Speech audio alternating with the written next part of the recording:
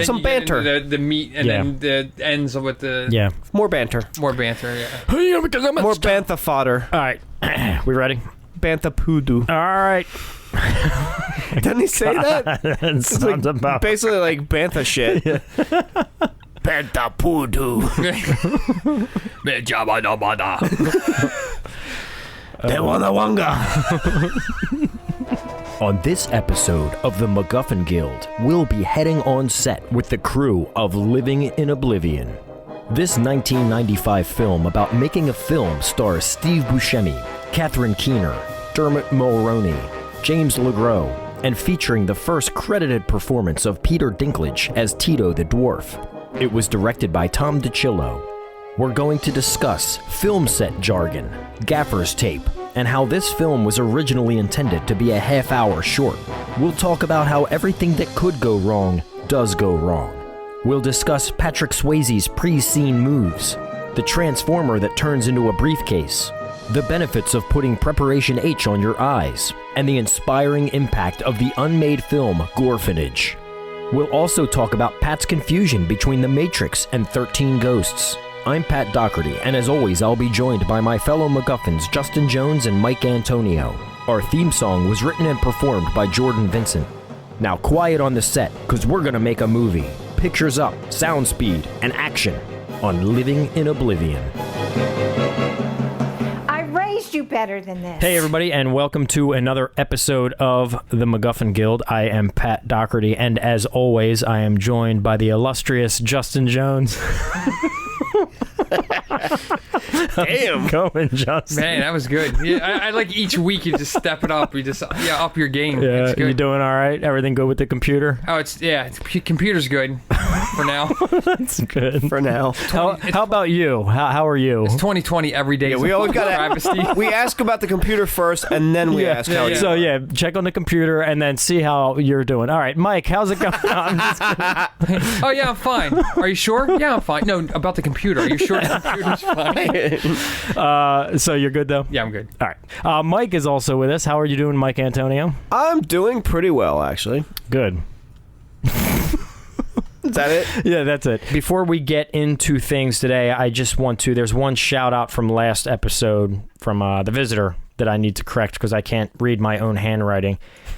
On Instagram, we have a follower named film_overload. LOAD, not Overlord. Although that is a pretty cool Instagram name. Either one is cool, but Film Overload. I can see how, reading your own handwriting would kind of muzzy that. What are you trying to sentence? I don't know. I mean, I'm looking at it from here. It looks way muzzy. So I can see where the confusion is. I don't know. Yeah, I made up a new word, muzzy. Feel free to use that, but you have to give me credit every time you say it. So anyway, yes, thank you, Film Overload, for following us. We definitely see you, and we appreciate the support. That's true. So, Mike, is there anything that you wanted to touch on before we get into the show today? Yeah, just a couple things. Couple of recent unfortunate deaths. Johnny Nash, very famous for the song I Can See Clearly Now. The Rain Is Gone, that song. He just passed away at 80 years old. And on the same day, Eddie Van Halen, at 65 years old, passed away. And there's no denying his immense impact on rock and roll and music in general. I mean, he's super influential. Yeah, that's really sad. It sucks. 65 is way too young. Way too young. Especially with us. I mean, I don't want to... Knocking on that doorstep. I don't want to... I mean, I am the youngest in here, but I don't want to rat you guys out with that the is true. ages. You're the baby. Justin's the closest. But, yeah, so... to that age. I don't even... It's a bummer, man. Our hearts go out to everyone who loved him and, from us at the MacGuffin Guild. And, yeah, he will definitely be missed. And his impact on music will live forever, though, for sure. All right. Well, anything else before we get going? The only other thing real quick I wanted to mention was I got the Friday the 13th box set from Shout Factory today. I know a lot of people haven't gotten it yet. except I guess people who ordered it directly from Shout Hashtag humble brag. are getting it now. But if you ordered it from Amazon or anything like that, I ordered it from Amazon. I didn't get mine yet. Yeah, I probably won't get it for another week or so. But you saved money. I did. So who's the sucker? it's it's a 6 of one, half a dozen of the other. Yeah. Just your preference. I jumped on it really quick. As soon as it went up, I just snatched a copy up. But yeah, I'm excited to dig into that. Of course, you should have brought it over so we could look at it. I did actually think about bringing it with me, and I was like, yeah. Yeah, thanks. No problem. He didn't get insured yet. He didn't want anything to happen to it. Sweet. I'm excited. Yeah. I wish I could see it. Are these movies any good? I should check them out. Well, we'll do a super long episode. Yeah. Man, on all I of would them. love one day to dig into. It'd be really cool. I know Mike knows this, but my all-time favorite slasher franchise, without question. Mine as Friday well. the 13th. It's so fun. Yeah, we did discuss that before, and I think the two of us definitely. Yeah. Do you remember being in I don't know, middle school or early high school? One time we went to the mall. It was still, God, age. VHS. They had all of them up to that point. I think it was probably 8 of them. Maybe Jason Goes to Hell was out. I'm not even sure if that one was I know out. there's a long period between 8 and 9. Yeah. But anyway, get to the point. They had all of them on VHS, and the two of us considered splitting the cost. Oh, yeah, I remember that. Do you remember that? Mm-hmm. Yeah, we were going to split them almost like parents that got a divorce. Yeah, we were going to take turns with them. Yeah. We never did. We never ended up getting them. Because we were broke. You said you'd be here at 5 o'clock with those movies. I got a shout out. Oh, okay. Oh. A month or so ago, my favorite podcast just went kaput, and they just quit suddenly, and I didn't realize it, which was Radiodrome. If any of them. Oh God, I was nervous. I thought you were going to say MacGuffin Guild quit. And I didn't get the memo. Yeah. By the way, this is a weird way to tell you guys, but I was really bummed, and it was kind of out of nowhere, and I was just really shocked because first of all, I used to listen to a bunch, and it's one of the only ones I actually still listen to, and second of all, it's the only one I actually gave money to because I'm really cheap. But I was like, yeah, dude, I got so much out of that. Were you a Patreon? Yeah, I was on their Patreon, and I did it. Well, good news is they are back in a new form, which they're called Retrodrome now. Okay. So I definitely recommend checking out. It's only for Patreons now. But I'm sure you could probably shoot them $1 or something. I don't know how exactly it works because I'm already giving them money, so I just download it. Yeah. But it's great. And now they do they call it that because they only do retrospectives now. Okay. And the first one they did was the Warlock retrospective, which was really good. The film Warlock? They do films. Yeah, they do films. Okay. Yeah, they did the franchises and stuff like that. So it's very cool. I recommend checking out. They're very knowledgeable. The stuff they come up with, and the amount of stuff they know is mind-boggling to me. So but yeah, they're a huge influence on. It actually helped me get back into the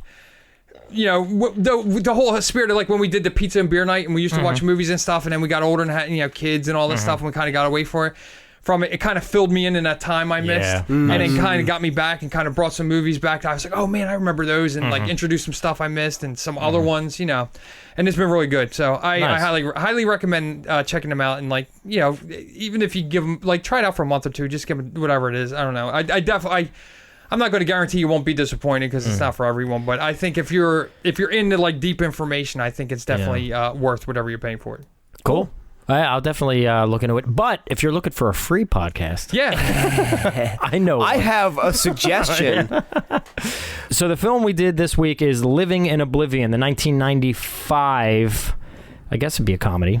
Certainly has comedic moments. I believe it's labeled a comedy. Dramedy. Sure. Directed by Tom DiCillo, starring Steve Buscemi, Catherine Keener, Dermot Mulroney, Peter Dinklage in his first role. That is actually that did turn out to be his first movie. I think he may have been in something else before this, so it's not his first role, but not credited. Oh, okay. So this is definitely his first credited role, real role. Yeah. So this is the ultimate tribute to all independent filmmakers. Takes place during one day on the set of a non-budget movie, so it says. I love this movie. This is my selection for the podcast here. I saw this movie back when it must have been relatively new. I saw it at home, so it must have been on... I was going to ask you how you came across it. Yeah, it was on one of the HBO, Cinemax, something, I don't know. Showtime or something. Showtime. But I saw it at home, so maybe it was 96 when I saw it. I'm not sure exactly when, but it was in that time frame. As soon as I saw it, I loved it right away for the color to black and white concept. I thought it was really cool. But that was a phase in my life where I was an aspiring filmmaker. So this one hit me. It hit me in a different kind of way. This is certainly a film that if you are an aspiring filmmaker, you should watch, because what you see in this film, it's not so far off from reality. Oh, sure. And it's definitely, in fact, I'm going to get to the reviews here in a second, but I did see one that I thought was really on point. Let me just dig through my 27 pages of paper here. So I don't have the information of who wrote this. This is actually a fan review. Oh, it was written by Kelly. like R. Kelly? Yeah, I was going to say first name or last name. No, it's actually _Kelly. Is who wrote this review. And I thought Is it Kinky Kelly and the Sexy Stud? It hit the nail right on the head. It says simply... Did not have enough people getting peed on. No. This review simply says, a documentary masquerading as fiction. And I think that's pretty that good. is right on. That's good, yeah. This film on Rotten Tomatoes has an 88% on the tomato meter, which is pretty cool. I was surprised. I mean, I knew how much I enjoyed the film, but I didn't know if... is that the critic score? Yeah, okay. critic. And then audience score is 87. Damn. Okay. So they're both right up there. So with that said, before I dig into the reviews even more, I want to know, because neither one of you guys had seen this film. I had never even heard of it. Yeah. I don't think I've heard of it either. Yeah. So what were your initial thoughts? JJ, upon viewing. I really liked it. I like as soon as it came on, it felt like it had that really cool like 90s independent film vibe. I don't know, it's just fun and kind of experimental, and I think it's one of those movies where you can really tell that the cast was really like clicking behind the scenes. You know what I mean? I feel like when everyone's having fun on set, the fun shines through. And then I think when there's tensions on the set, you can feel the tension in the movie, which it works for some movies that are supposed to be tense. You know, it's like, fuck it shines through. But I think it really, like, it was like fun to watch because you could tell it was a group of people just having fun. And even the arguments in it didn't feel too tense, because I don't think they were even supposed to be tense. But the arguments were like, had meaning. It wasn't just to build tension. You know, there was like, a lot of dialogue was meaningful, and you cared about people. Like, I was thinking about the one scene with Steve Buscemi and Dermot Mulroney, where like there's that build up and he's getting pissed and he's like, I want to talk to you over here, and he's like, if you can't do your job, blah blah, and he's like, tell me now. Yeah, and he's like, I don't like the way you're talking. And they were like kind of opening up to each other. I just don't like the way you're talking to me, and then they kind of like. They work through it. You know what I mean? Like de-escalate it. Yeah, it wasn't just to build tension to move for the sake of it. It was like this whole back and forth and then building a relationship. It was they totally very real. respect each other. Yeah. Very real. And I thought that also played into Buscemi's character in showing that he's got a really good heart. Because I think once he started to realize that, okay, this is bigger, there's something going on here. And then they look and they see her looking back, and there's big picture stuff going on here, and then he shifts to caring about his friend. I thought that was really cool. I felt like when you're watching it, you feel like these people are just going to be like stereotypical archetypes, but they're not. I feel like they're very atypical. What you expect, like as soon as it comes on, you're like, okay, this guy's going to be a dick for no reason. Ego guy, and I mean, it's there, but I felt there was more depth to it. Which I agree with that. Yeah, totally. Yeah, it took it to the next level where instead of just being like, okay, this is took it to the next liver. The next liver.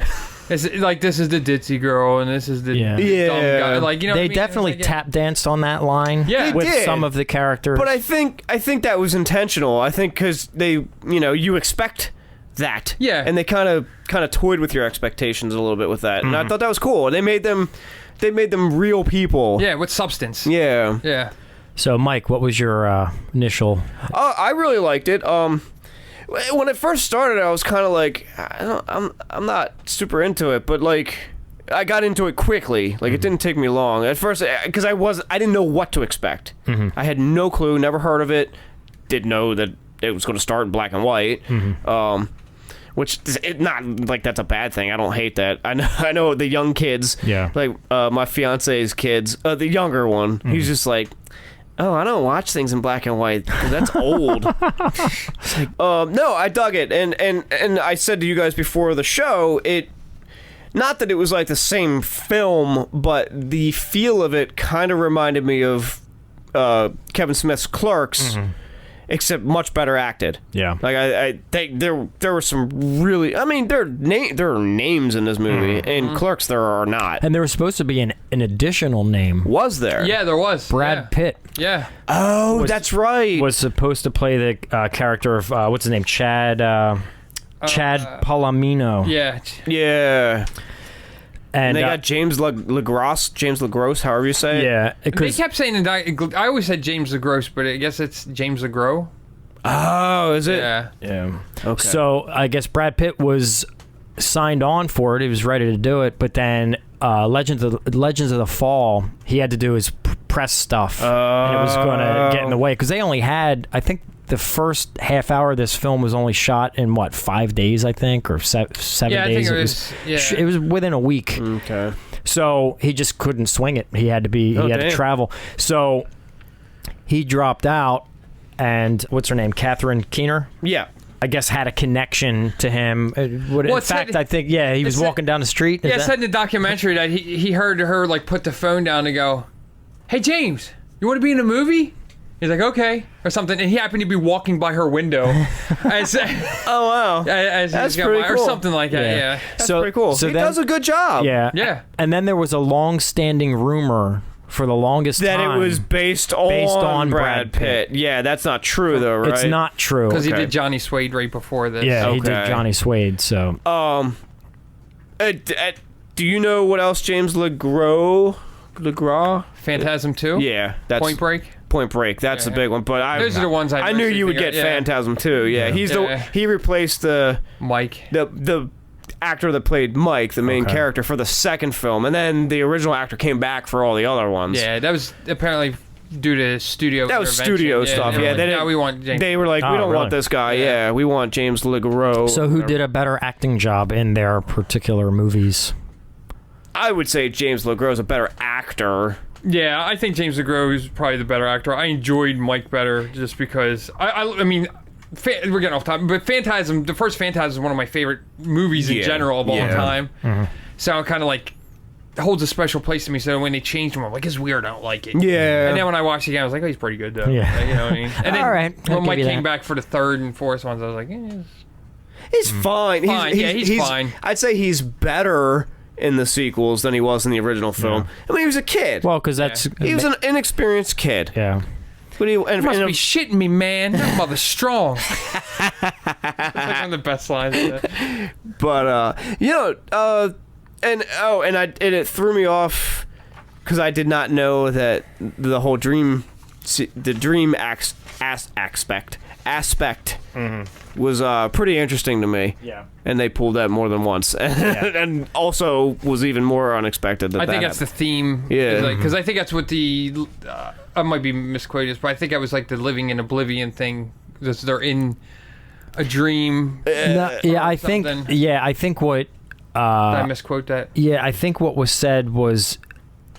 when you're on a film set, you're kind of living in Oblivion. You're in your own world. You're all focused on a common goal, and you have no clue what's going on outside. Yeah, it's like this own little society almost, separated from regular society, I would say. So to give a range of reviews here, Mick LaSalle from San Francisco Chronicle says, a very funny picture that presents the world of independent filmmaking as a nightmare of conflicting egos, budgetary squalor, and incompetence.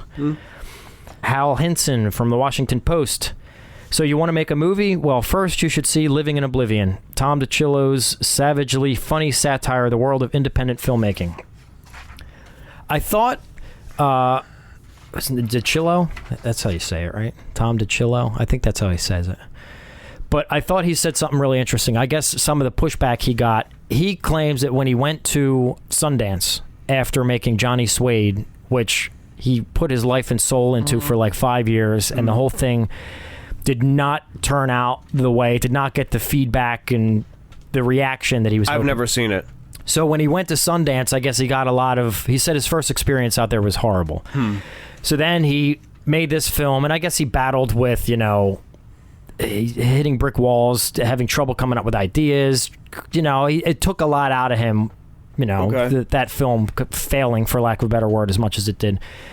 So finally, when he came up with this movie and he got back to Sundance again, he said his experience out there was totally different that time around, because everybody was all about, oh, you guys might win best film, and it was super exciting, and he felt all the passion and excitement. And the one thing, though, that he said that he heard people saying, which he didn't agree with, was that you have to be a filmmaker to appreciate this movie. Oh yeah, I thought that was interesting. And I don't think that's true. Yeah, and he said that's ridiculous. Are you telling me I have to be an astronaut to like Apollo 13? Yeah. You know, like it's ridiculous. And to be honest with you, he's right. Yeah, what I say is this film, I think, is shot in a way that is very real. All the cast of characters that you have, all the members of a film crew that they have in this film, all of their roles, the things that they're shouting, pictures up, speed, all that stuff. That is jargon, filmmaking jargon that is used verbatim on film sets. Oh, sure. Yeah. And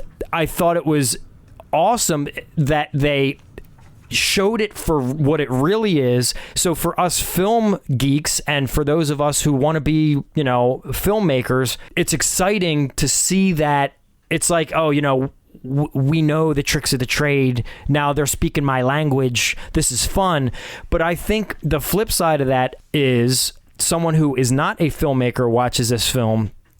I think, much like that review, it gives a really clear picture of, hey, this is what it's like on a film set. Enjoy this. Take it in. Yeah. This is what it's like. You know, and I thought it was really fun. And another thing about this film, and I know I'm kind of all over the place right now, but I get very excited about this movie.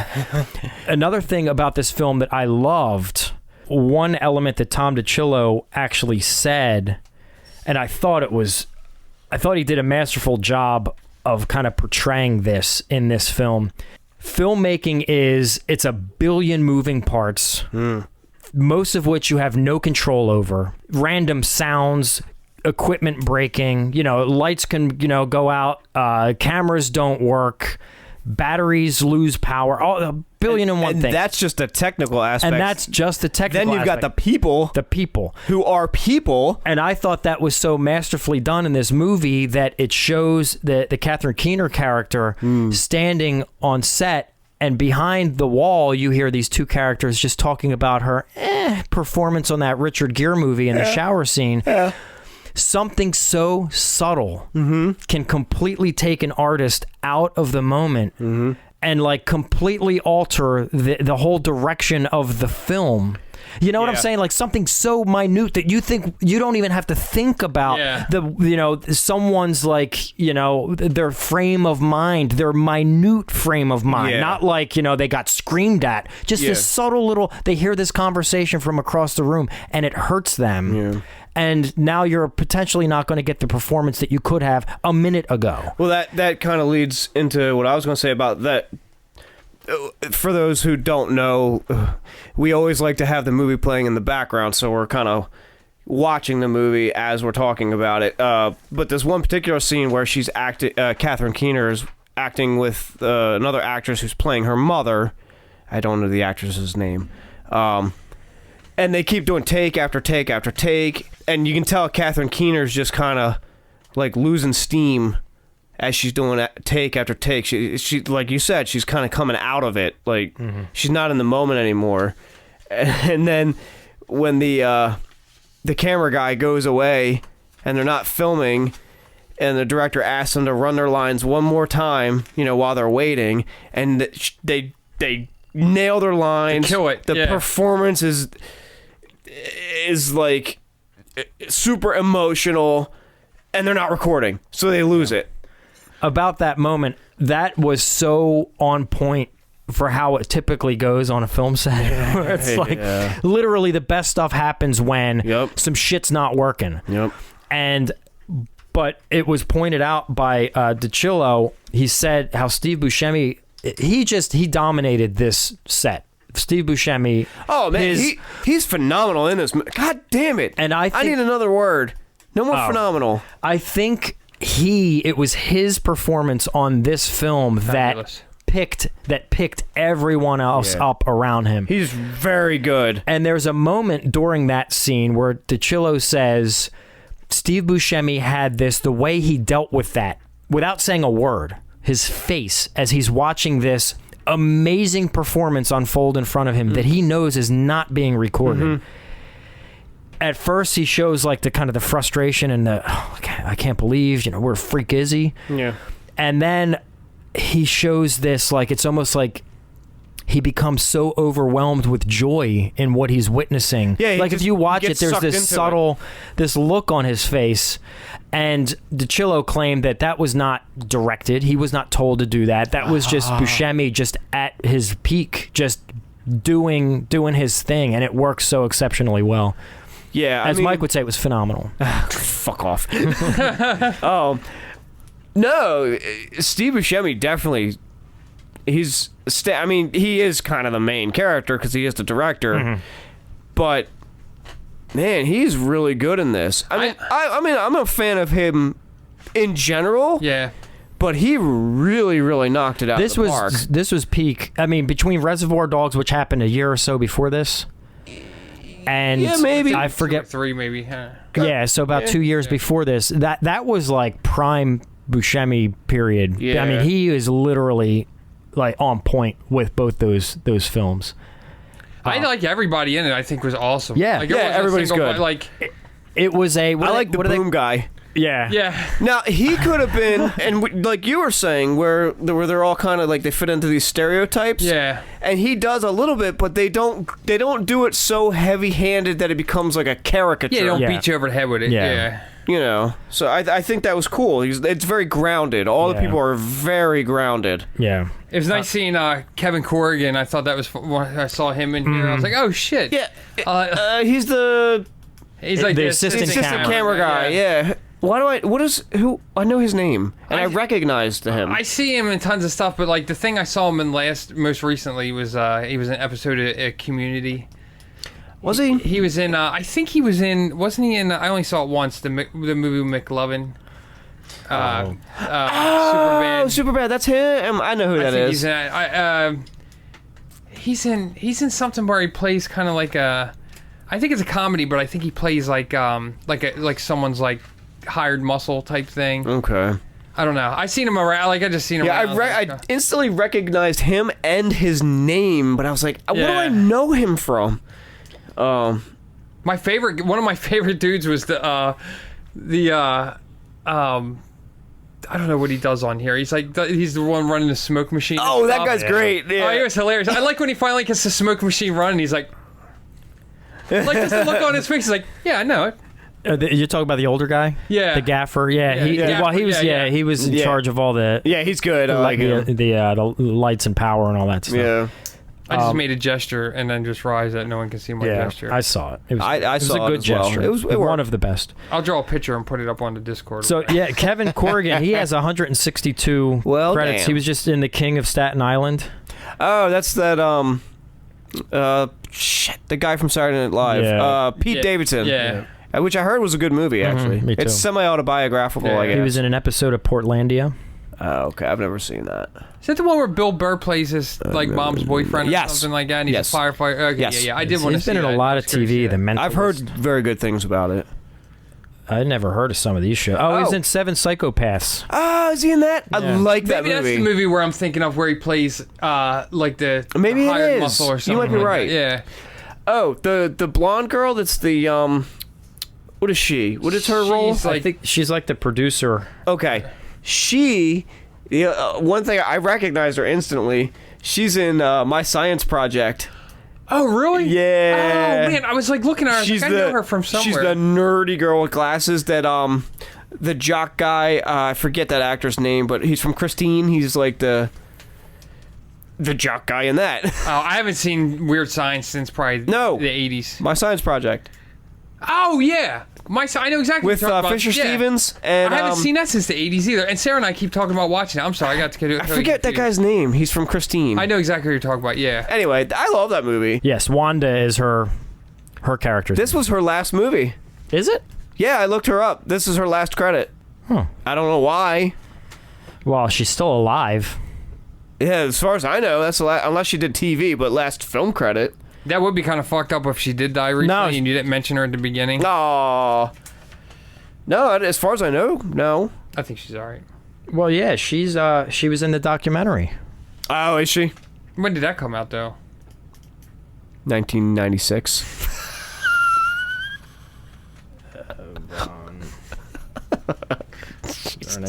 Let me see. Oh, I like the wallpaper too, by the way.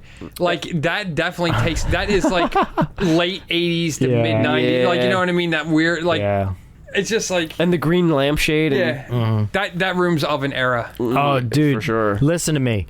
Like, we are. I get like instant gas pains. Like when they're going through this series, trying to get it right, the boom keeps dropping in. Oh, yeah. That one moment where the rack focus was bad, where they went the rack from one to the other. Oh, man. The rack focus went way off. focus. Yeah. I was like, oh, I got gas pains because I've been there 100 times before where it's like the shot is perfect, everything's going great, and you go the wrong way on the focus ring, and it's like it screws it all up. Yeah. But let me see here. Hold on. Oh, yeah. So she was in 28 film credits. Yeah, I guess she'd done some TV. This is her last film. That's wild. Yeah, okay. So I was right, yeah. That's weird. That's strange. But she's still producing. Okay, so she just got out of acting. Yeah, she's producing even in like 2016 through 2020. She's producing. It looks like... so she's still active in film. She's just not acting anymore. It's funny when you check that stuff out. Look how young Catherine Keener is here. Yeah, I know. I was watching something like baby-faced a year or so ago. I forget what it was, and there was a guy in there that really stuck out to me. And it was like one of the second henchmen or something in class of 1984 or something. I don't know. I don't remember what it was. It was just some minor character. And I was like, man, I wonder if this guy's been anything else. And then it turns out he like directed a ton of like episodes of Game of Thrones or something. I was like, oh, that's crazy. Yeah, isn't that weird how like a lot of these guys will start out acting and they'll do a few acting roles, but it's really like they're aspiring filmmakers and they're just getting some on-set training, and then they're like, all right, I'm going to go direct something now. Yeah, or maybe they just like want to do a little bit of everything. That's true too. Oh well, yeah, people do that too, but some of them never go back to acting. They're just like they prefer being behind the camera or you know whatever. I'd hate to be an actor. I don't think I could ever do it. I think when I was younger, when I was a kid, I was like, oh, that looks like it'd be fun, but I think I would. I do think that's why, and I know I get on directors sometimes when I see them use the same exact cast over and over and over again. But I think there's something to that where that's a part of it. It's like, imagine if you think about your job now and you think about the boss that you have right now that is the worst boss. Now imagine if that boss was their director that was telling you every day, every hour on the hour, this is what I need you to do. You got to do it again. Up, nope, you got to do it again. Up, do it this way. Up, do it that way. Now imagine if that job finishes and you have a chance to work again and it's with that person. It's like, fuck that. So I can totally see why people actors gravitate towards directors gravitate towards actors, and then they kind of like they like build a relationship, a working relationship, and they enjoy each other's presence. They trust each other. They kind of can speak without speaking to each other. They develop that like shorthand. So yeah, it becomes like a comfort thing. Yeah. So Matt Brunson from Creative Loafing, I don't know what site that is. He says, the segment in which Nick attempts to film a dream sequence, not unlike the famous one from TV's Twin Peaks. That's what I was reminded of, yeah. Featuring a dwarf named Tito, is worth the rental/purchase price alone. It's a good scene. Yeah. With the smoke machine and Toto. Yeah, Toto. They kept calling him Toto. Jesus. Yeah. It's Tito. He was really funny in this. Like even like when he hits his hat. Like yeah. Like, yeah. Jeffrey M. Anderson. I'm gonna do one more good one here, and then I'll get to some bad ones, and then we'll go from there. Jeffrey M. Anderson from Combustible Celluloid. Anderson from Kevin Smith movies. He's the guy that plays Randall, Jeff Anderson. Oh, yeah. DiCillo effectively uses dream sequences and black and white film to spoof the pretentiousness of indie films. Oh, yeah. But remains thoughtful and clever throughout, and every performance is spot on. Yeah, it's like, yeah, see? I see. I said it. Duh. All right, I was some right. negatives. Christian James, or Christine. I guess it's Christine James. Sorry. Big difference. Yeah, Christine. I think it may be a lady human. From Box Office Magazine, the humor is uneven and the surrealism only partly effective, and the few attempts to make us take a personal interest in the characters falls flat. After all, they're only caricatures. That's exactly what we said they aren't. So, boo to you, sir. Yeah, I don't know. I think it's a woman. Madam. Boo to you, sir or madam. I don't agree with that. Yeah, I don't know. No. Yeah, I don't agree with it, but I'm trying to get. You're look trying at it to from see her the light, perspective. but you got nothing? Yeah, right. All right, so another negative here. Scott Rosenberg from San Francisco Examiner says, sluggish, dumbly overpraised farce about an indie movie I would never see, but I still might pick over this one. Hey, get the hell out of here. That made me feel icky. I didn't like that at all. Yeah. Shut up, man. Who's this guy? What was it? James Rosenbaum or something? No. I don't fucking know who it is. Some guy. You know what? I'm going to find him. I'm not. That's not actually true. Scott Rosenbaum or whatever your name is. I can't freaking find the page. I hear when he says this girl when he's freaking out, he's like, what the fuck is even your name or something? What do you do? Yeah, that's great. The one guy, the guy you were talking about, the smoke machine guy, he kind of reminds me of William Sadler. Yeah, it does seem like he's William totally Sadler, not, but he does have that William Sadler vibe. Yeah. I may have the name incorrect. I cannot find this person's name. And I want to make sure I tell Scott Rosenberg from the San Francisco Examiner, I'm sorry that I attributed that review to yours. I seem to have lost page 5 in my notes here, and the name of the responsible party is on the top of page 5. I'm sorry, Scott Rosenberg. It's like the one person who listens to this. You're not the guilty party. Well, fuck this shit. Yeah, I could just totally see, like, he's like, let me check these guys out. I gave a wonderful review on this movie back in the day. Let me see what they have to say. Yeah. All right. Yeah, but I just find it strange that, like, I've never even heard of this movie. Oh, so let me tell you, can I talk? No. So let me tell you some of my... This movie to me, and I touched on it a little bit already, this movie to me was like 2 movies in my experience with it. The first time I saw it, so much of the subtleties and the nuance fired over my head left and right. I didn't get it. I missed the points. I missed the kind of like the winks and the tongue-in-cheek kind of moments.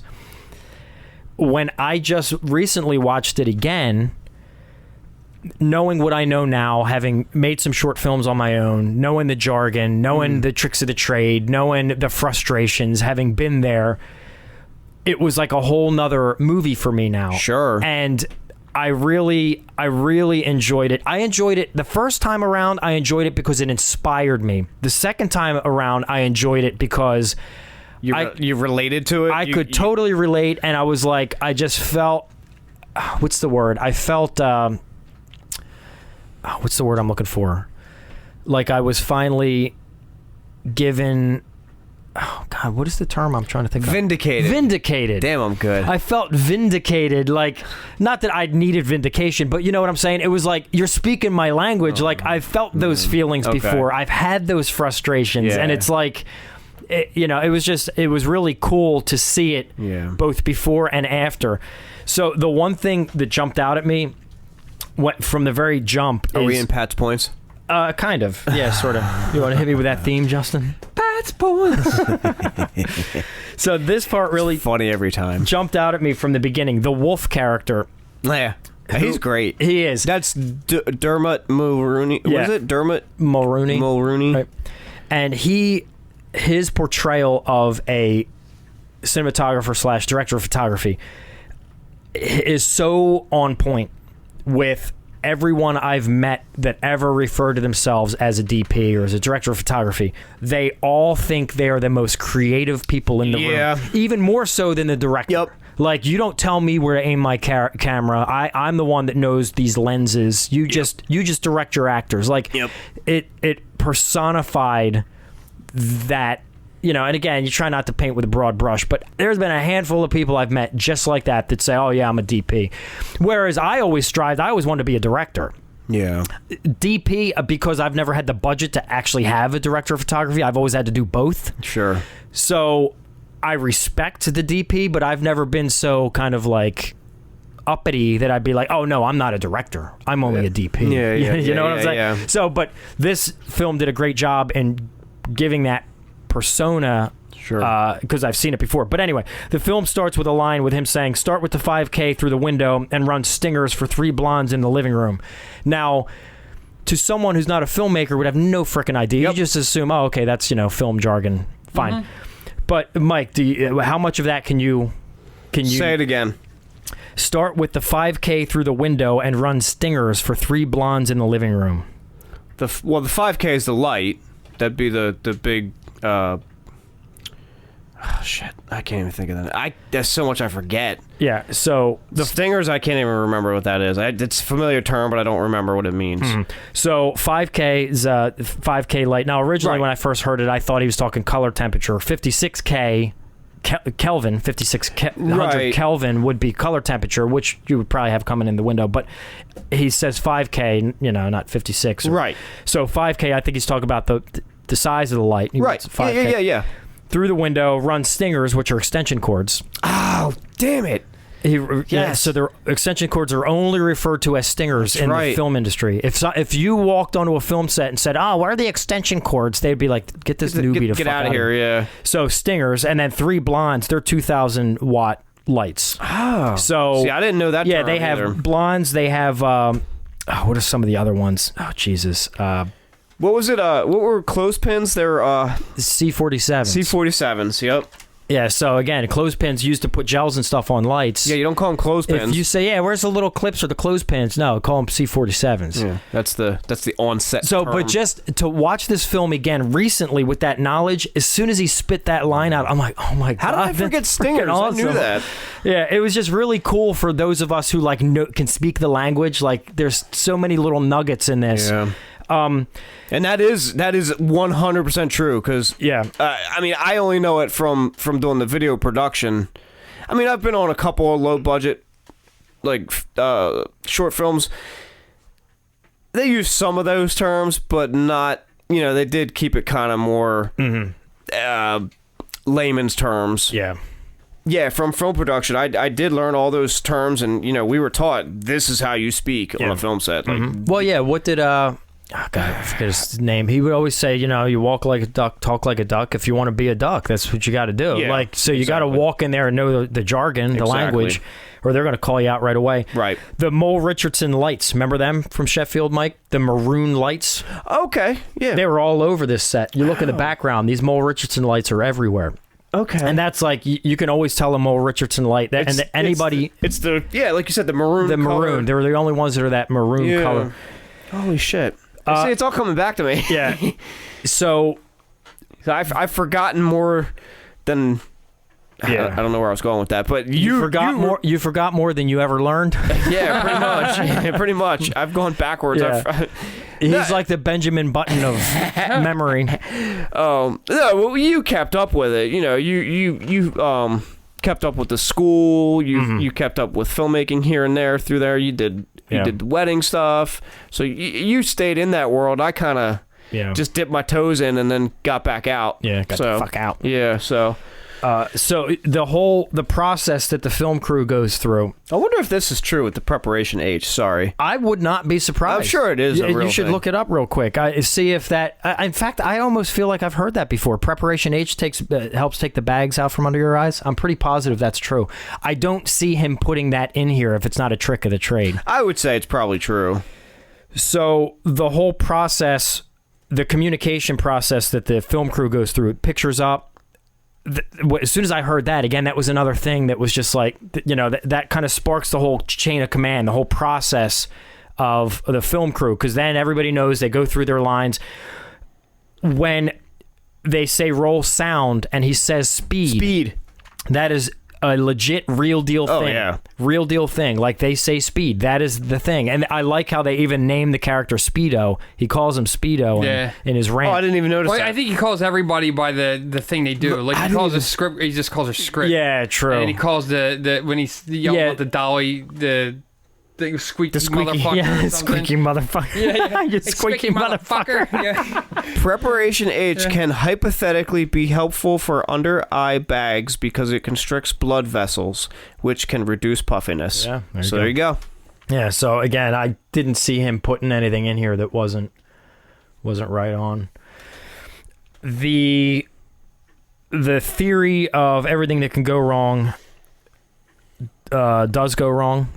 Could not be more true on a film set. Yeah. So, you know what? Let's talk about this. That's one thing I remember. There are no problems, just situations or something. What was it? The one guy that was our teacher? There are no problems. Just, I think it was I don't even know if it was the word situation. Yeah, I don't think it was situations, but there are no problems.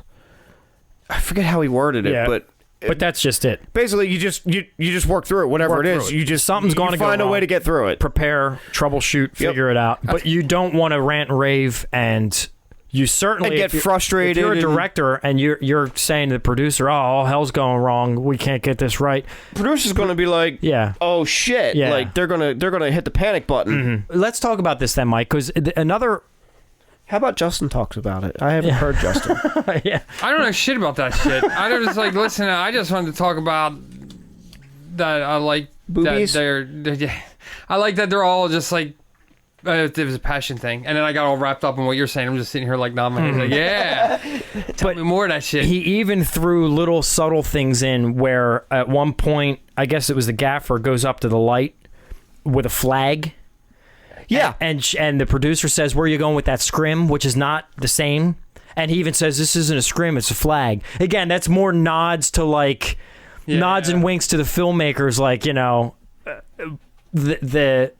the person that's not in this world would totally not know the difference. Right. I think that's really interesting, though, in a movie, too, where you're saying stuff that most people don't know what it is, but they know, they get the point. Yes. So I think that's awesome. And exactly. And to go back to that point from earlier where you don't have to be a filmmaker to enjoy this, it's done in a way where you can just assume, oh, okay, well, I get what they're... Yeah, he called I get the the thing. point. Yeah, I get the points. He called it a thing, but it wasn't really the thing, and this other guy knew what the thing was, and I know that he's referring... Yeah, like you can watch an episode of ER, and because you don't know the specific medical tools they're using, you can't enjoy the episode. I do. You know? Yeah. But you know what I'm saying. It's like, if there's... I don't actually. Throwing out medical jargon, I'm hanging on to the points. I would understand that a lot less than I understand the stuff in this movie. Okay, so let's talk about how this film was originally just a half-hour short. It was, okay. Yes. The first 30 minutes of when it goes up to Steve Buscemi freaking out with the beeping noise. Okay. That was the film. Oh, okay. And what happened was, I guess they made that half-hour film for, what was the budget they had? Oh, God. It was like $5,600 or something. Oh, no. I was going to say 38. 37,000. Damn. 37,000? 37,000 pennies to shoot the 30-minute film in 5 days on 16 millimeter. So wait, was it the actual segment like that's in the film? Yes. Okay, so it wasn't reshot. You'll notice even the look of it is a little different. Okay. Yeah, that's true. It is. It has like a grainier look to it. Interesting. I did pick up on that, but that was shot in 5 days on the initial budget that they managed to raise. Well, most of which 37,000. Probably a lot of it went to Steve Buscemi. I don't think so. No, I think most of the people worked for nothing. Yeah, really, because they were so passionate about doing this. Sure. And what ended up happening was I was half joking. I didn't really think. But what ended up happening is when they all got on set and they spent 5 days making this film. When it started to get towards the end. Correct me if I'm wrong, Justin. All the actors started going to the director saying, "Are you sure you can't make this a feature? It sucks that this is going to be over in like 2 days." Wow, like, you know, so they were having that much. They fun. had such a good rapport, such a passion for it too, and all the characters, all the actors, they were just all in on making this thing a success. And you can see that. You definitely can. It made me excited about making like another film. Seeing that behind the scenes stuff. Seeing how excited they were to make this film. When's production start? I'm in. Yeah, it brought back memories of like some of the more recent films I've made where it's like you get a bunch of friends together. You know, one time we traveled up to Boston and shot for like over a long weekend. And it's like, yeah, it sucks at the time and you're all bickering and you're miserable and you're starving and, you know, this set doesn't work out or a storm cloud rolls in or crazy shit is always going on. It's always something. But when it's done and you get home and you're editing it together, you're like, this is fucking gold, man. This is awesome. But it made me excited seeing their passion on the set and how excited they were and how a lot of them, like I think Dermot Mulroney, I think he put a lot of the money in on his like, I don't know, really? 5 or so thousand of his own. Where do I know him from? I'm sorry, Joss. I didn't mean to cut you off. Yes, you did. I know his name like so well, but I'm like... I looked him up too because I couldn't think off the top of my head. He's been in a shit ton. Yeah. What were you saying, Joss? The Hillary Guilford, I think, put in a lot of money too. That was played the script girl. Yes, her and Speedo. Wow. And Speedo, yeah, because I think they were a couple or something. They were a couple. Just like Catherine Keener and Dermot Mulroney, I think, were a couple. Really? Yeah. At the time? At the time, yeah. Yeah, so I think what happened was... Those on-set romances, man. They raised the $37,000, made the short. It was only when he realized he did want to make it a feature, when he was trying to raise the rest of the budget, that's when Speedo and the script woman stepped up. Okay. To pay for the rest, because remember he said whoever he was in talks with said they wanted to recast, reshoot some stuff and do it their way, and he was this close to doing it because he couldn't get the money. Yeah. And then they called and said, you know, we love this project so much, we want to throw in what you need. And he was like, yes, because then it kept the family together. Yeah. You know, which is really cool. Which allowed them to keep the first portion. Part one. There's that, but like it kept the like passion for the film. Mm-hmm. Yeah, if they would have come in and ripped it apart, then it just wouldn't have been the same. No. It just, you know, it might have still turned out to be a good film, but it wouldn't have been the same. Yeah. Wouldn't have had the charm. Oh, yeah, that's another line. In fact, I was trying to think earlier of blondes. Another type of light is a tweenie. And there's another part where they even say, get a tweenie with diffusion. Ah, okay. So that's a smaller light. I forget what a tweenie is. I think it's like 250K or something. Okay. It's a smaller light, but with diffusion. Okay. Cool. Yeah. I like these awful shots with where he starts like... He's like moving around all over the place, yeah. What if I do... Now, listen to this. What if you do this? You focus on me. Yeah, I know. I love how everything was so centered on him. Yeah. And he claims... What's his name again? James Legros.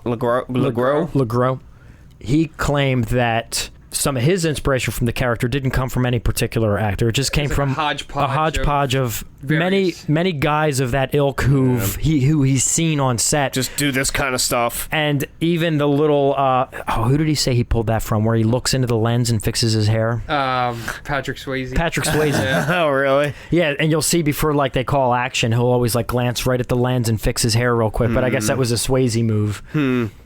Swayze had moves, that's for sure. Yes, he did. He moved like the wind. He moved like a ghost. What's that song go? Just like the wind. What's that? He sang that song, right? I don't know. I'm like the wind. I'm like the wind. I'm like the wind. What it is. I'm like the wind. Something like that. Yeah. We use the term gaffer. Mm-hmm. The gaff. Do you know what that came from? No. So gaffer is like, it's the lighting guy. I use gaffer's tape all the time. Huge fan. Oh, I'm a huge fan of gaffer's tape. I use that shit on everything. Yeah. That's the best tape. Because it's kind of expensive, but it's awesome. It is expensive, and I wish that you could get it like at a freaking supermarket or something. In fact, Mike, can you get gaffer's tape on your shelves? Because I will come down there and buy it. I don't control that. Oh my god. I don't even work in that department. I found a trick which is kind of cool. I put like I read it online. I put gaffer's tape on the back of my like guitar pedals and stuff, and then put the Velcro on that. That way, if I ever want to get rid of the pedals, I can just peel the gaffer's tape off because it doesn't leave the residue. Yeah, that's great. That's awesome. Dude, I'm telling you, there's so much shit I've done with gaffer's tape. Yes, I love that stuff. But anyway, the term gaff, it was a British term for a hooked metal pole for adjusting stage lights. Yeah. Oh, okay. I thought that was interesting. I actually knew that. I knew that. I think they use it in fishing too. There's a gaff. It's in your DNA. No, the fisherman's gaff. Oh, okay. It's the same thing. It's that pole, like they use to grab lines. You ever see them do that? They reach in with that pole with the hook on it. Is that also the one they used back in the day when someone was bombing and they pulled the hook out and pull them off stage like they did in old Bugs Bunny cartoons or something? Is that a gaff? Might be. It might be. And then let's talk about the gaffer's script that he's trying to pitch to Chad. Oh, yeah. He says it's about a Japanese tidal wave that hits New York City. He like rambles that off real quick when he's trying to as he's getting in his car. He's like, sounds great, man. Give me a call or something. Yeah. A Japanese tidal wave that hits New York. I know. I didn't even catch that. Yeah, he says it rattles it off real quick. As he's there's some really good zingers in this movie. I bet if I watched it again, I'd probably catch a lot more. Listen, and it's a subtle. Go. Oh, I was just gonna say the scene when he has a dream that he's freaking out, and then she said she had a dream and he was in it, and he's was freaking out, and she's like. Yeah, and he's like, I'm freaking out in your dream, I'm freaking out in my dream, no wonder why I'm so tired. I thought that was a great line. I'm telling you, and there's a lot, it's really quick. There's a lot of really quick. And that's the thing with the humor itself, too, isn't that over-the-top, wacky humor. And they don't dwell on it. They just say their jokes and let it go. They lay it out there, and then they move on, and it's... Yeah, but it's so natural. The more I think about it, man, and I love Reservoir Dogs. Love Reservoir Dogs. Sure. This might be my favorite, Steve Buscemi film. I think it might be. Reservoir Dogs is a bigger cast. There's a lot of big names. But as far as him, this might be my favorite film of his. His character. What's that? More so than Con Air. Oh God, yes. Okay. Just asking. I don't know. Just trying to gauge it. I'm just gauging where you're at. Big Daddy, where's that fall? Oh my God, yeah. Is that the one where he has the eye in and it's his eyes are all fucked up? Yeah. Better than Airheads. Oh, that one's up there. That's a good one. Yeah, that is a good one. I don't think that's as good as that. No, as far as his perfect. I'd put that in his top 5, but this is up there. Man, he is so good. He is so good in this movie. But that's one of those ones I always forget about. Yeah, even though it's good. Mm-hmm. I definitely enjoy that one. Ghost World. Wasn't he in that? I've never seen that. You never seen it? No. For some reason, I thought we feel saw like it together. You would have seen it. Maybe we should see it together. Bye. What? Rejection. Oh, Fargo. Oh yeah, Fargo is a good one. Oh, was that him? Oh yeah. Oh, you dick. You son of a bitch. Oh, he was in Elena of Avalor. What the fuck is that? You said that like you knew what it was. Oh, I do. It's one of the Disney princesses. Oh. He looks like the puddle of mud guy in this. Oh, yeah. Awesome. Doesn't he? Or is it just me? No, you're right. There's a Transformer named Day Trader. In Transformers 5, yeah. It's one scene. He does the voice. Yeah, I did know that, yeah. Day Trader? Yeah, I don't know if that's like a stock term, isn't it? Yeah.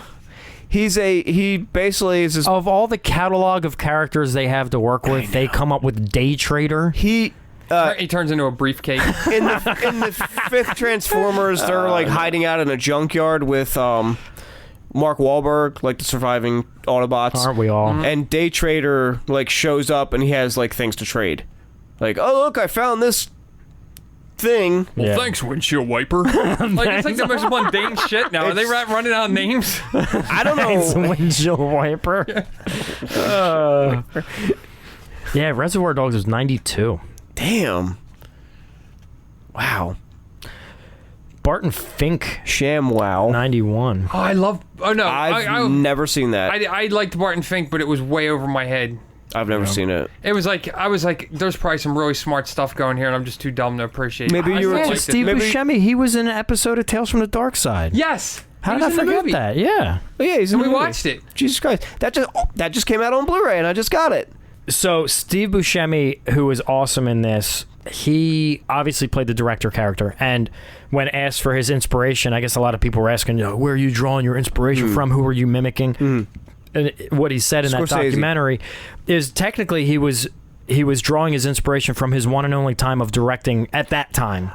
He had directed a short film. Oh, okay. And the short film was called What Happened to Pete?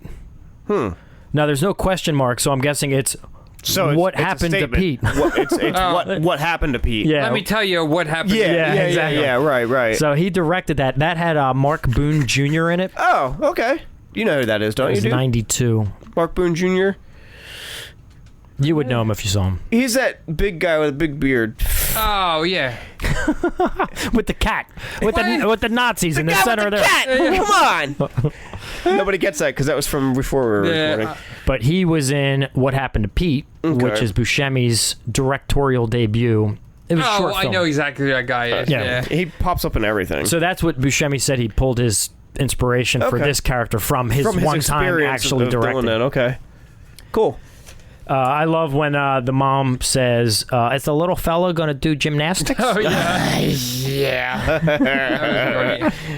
And he looks over. Mom, just be quiet. Yeah, sit there and don't say anything. I love, too, how they're all coping with how to deal with Tito without offending him. I like when he says, just give me a little laugh.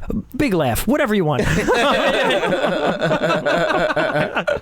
So many good lines in this movie. Yeah. See, that's why another film that's... I've talked about this was Brutal Massacre. It's very much in the same... But it's sillier, but it's like low-budget horror movie. That's what they're doing. Mm-hmm. It's the same type of thing where everything's going wrong, blah, blah, blah. Yeah. But it's more over the top. It's more of a sillier comedy than this. Mm-hmm. The Nick Reeve character, Reeve, his last name is R-E-V-E. Yes. Does anyone know what Reeve means? Like dream. Yeah. Oh, yeah, it is French. I did read that. Yeah. Dream in French.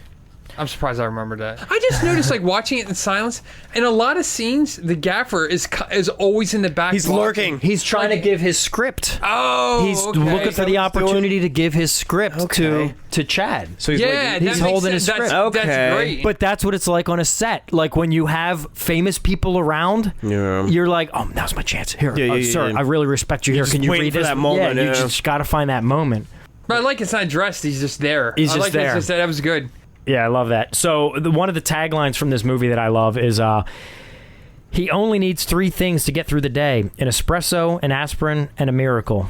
That's a pretty good one. Yeah, I thought that was good. And we talked about this, the idea that the writer-director Tom DiCillo modeled the buffoonish Chad Palomino character on Brad Pitt after working with Pitt on Johnny Suede is a myth.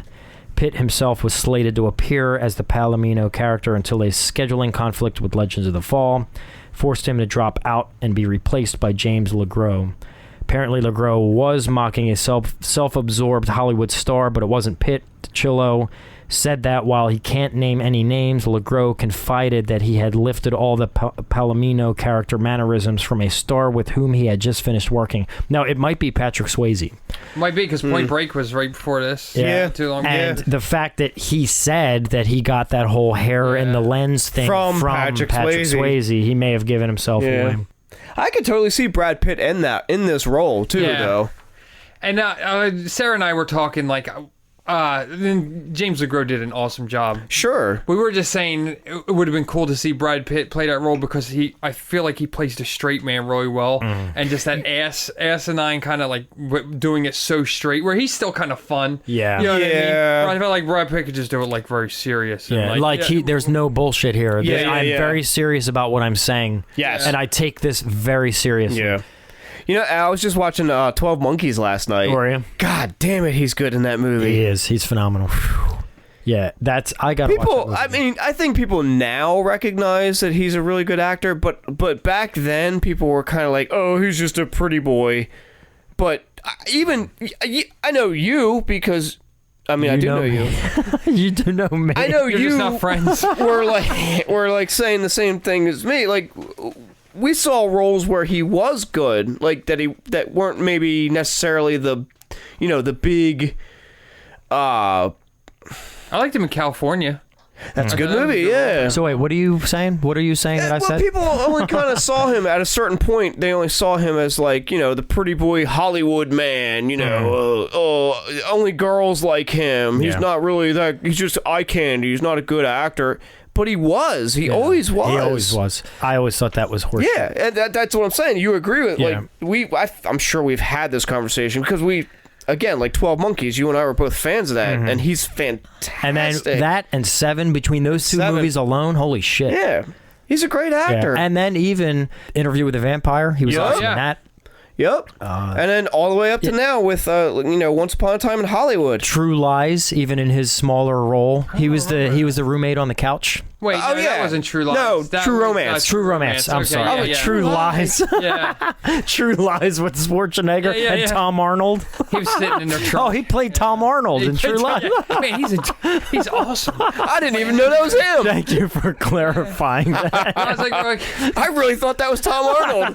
Holy shit. yeah. He's that good an actor. He's a chameleon. Give me your best Tom Arnold. Yeah. Yeah, True Lies. Yeah. True Romance. God damn it. Yeah, I loved him in True Romance. I love Thelma and Louise. I've never seen that. I've seen part of it. I've never seen the whole thing or parts. I liked him in that, but I mean, he was pretty. It was a small part. I don't know. Well, same as True Romance, but he's great in that. Yeah, but his time on camera is pretty memorable. Yeah. You guys want to talk about somebody that's in this movie? No. Oh yeah. I just realized you're going. Instead of someone who should have been in the movie. Don't break up the Brad Pitt love fest, all right? Yeah, I know. He is sexy. But anyway. Hell yeah. You see him without a shirt in Once Upon a Time in Hollywood? He's like in his 50s. I'm like, you son of a bitch. Yeah. Why? Why do you look like you're 25? And I look like I'm, like, I don't even know. You look like you're 13. No, I don't. I look like a fat slob dad bod man. Even though I'm not fat. I'm fleshy. You are very fleshy.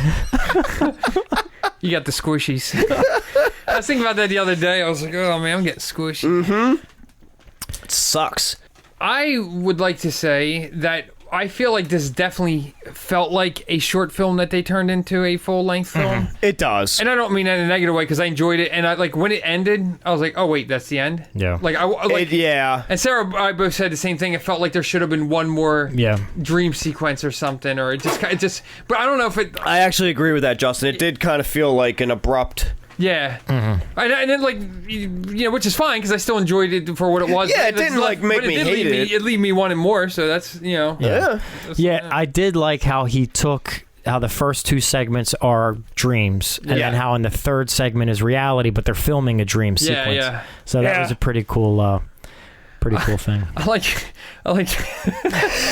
during it's not funny, but I like during it's back to my guy again in the part with the sound, what do you call it, where it's the 30 seconds of silence. Oh yeah, the room tone. Yeah, when everybody's kind of going off in their own world, and it's like, and she's like imagining herself as a waitress and stuff. Yeah. And then it shows the gaffer again. He's in that same restaurant, but it's just him getting a burger. Yeah, he's just eating the burger. He's only focused on his hunger in that moment.